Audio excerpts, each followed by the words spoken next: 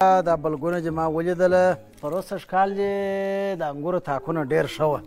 او سږ کال چې دا چې ګرده بلګونه ژړ شوله دا څه مشکل څه خبره ده وروره یاره ګلو کومې ورځې نه چې دا تاک هغه سپېرو سترګو ووهه بیا دې تاک قسم وکړي چې په ما باندې به انګور ونه نیسي ډېرې خرابې سترګې لري. السلام علیکم. وعلیکم کومه چې سږ کال خو انګور منګور هم نه معلومېږي. انګور خوره دې خوا راځه نه وعلیکم نه وعلیکم دې خوا راځه د تا د لاسه دا سپېره شول دغلته راسه دغلته راسه ټولو نه خیرات کې چا بللی نه یو منډې ته وهي څه خبره ده ګلو تېر کال یې دا ښه انګور کړي وو دا شش کال ولې نه انګور شته نه شی شته دا اوس چېسته موږ راځو. ګلو یو خبره درته وکړم له دې نه سپېرې سترګې ما په ژوند کې نه دي لیدلي وی ولې یو ورځ دغسې ما وړکی زوی هغې ته ویل چې یاره دا څومره نام خدا صحتمند ده ګړاس موټر ووهه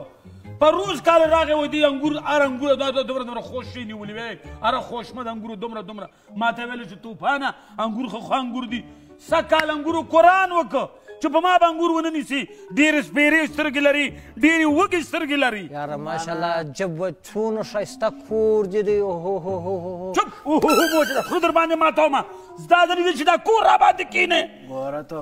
طوفانه دا د نظر کار نه دی نصیبه قسمت دی کوچنی موټرو والی نصیب یې راغلی و انګور چې خراب سو تا کې خراب سو نصیب دی د ده څه ګناه ناکه دی ولې ملامت دی ګلو انجینر صاحب ګوره ته خو د زراعت ډاکټر یې ګوره که مرض یې کړی تا به ما ته وایي چې دې مرض خپله صاحب خراب کې ور انجینر ته بیا ډاکټر ته دا ډاکټر دی د زراعت ډاکټر تا مې اعصاب خراب کړل تا دغه سپېرو سترګو مې اعصاب خراب کړ چې راسې او بل شی نه لري څونه ښایسته کرکولي دي څونه مه کوه ګوره زه اوس خلک دې نه جوړوي که نظر لرې نو ورته ووایه چې خېټه دې څومره غټه ده چې ځای پر ځای کوچنی سي خیال کوه که نه دغه دی دا ستا د ګټې دپاره د څه ګټې دپاره اوس به د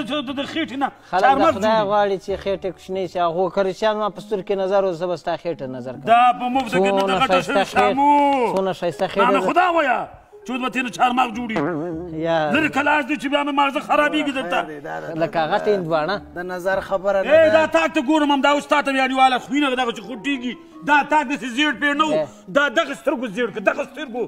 زه یو خبر کوم دغه راته ووایه چې بل وخت کور ته مه راځه دا شیان در باندې وغېمېدو مېلمانه دا هم څه معنا لري چې د یو شي صفت وکړو ته سترګې دې نظر لري سترګې دې خرابې سترګې دې وږې دې وروره تو ګور څونه ښایسته کور لري ما د کور را باندې کښېننی کور را باندې کښېننی ګلو دغسې خلک مې ډېر بدې راځي بل وارې دغه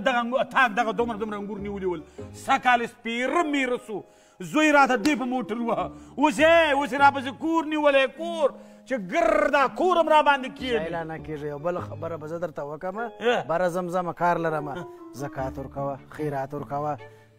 هر شی خپل یو صدقه غواړي یاره په دې کې دې صدقه ورکړه هم څه دي هم د اولاد یو صدقه خو به جوړ کړي خو صدقه مې ورکړې ښه دا څه شی ده دا صدقه ښه نو تا خپل ځان ته صدقه ورکړې ده او بل به زه دغه بلګونه یوسم لابراتوار ته به در نظر وباسم چې دا ولې ژړ سوي دي دا نظر ژړ کړي دي او که یا چې بیا نظر شی معلومات بیا نظر ما سره شریک زه معلومات در کوم ډېرې سپېرې سترګې لري هغه خو ته مې هم خوښ نه سو والله که زما هم چندانې خوښې خو پیسې لرې نه سړی ښه خبره وکړي لږ ذره زکات و صدقه ورکوه دا وګوره دا څه شی شو نام خدای خوله کې نسته ده چې خدای مه کوس را باندې دا تعمیر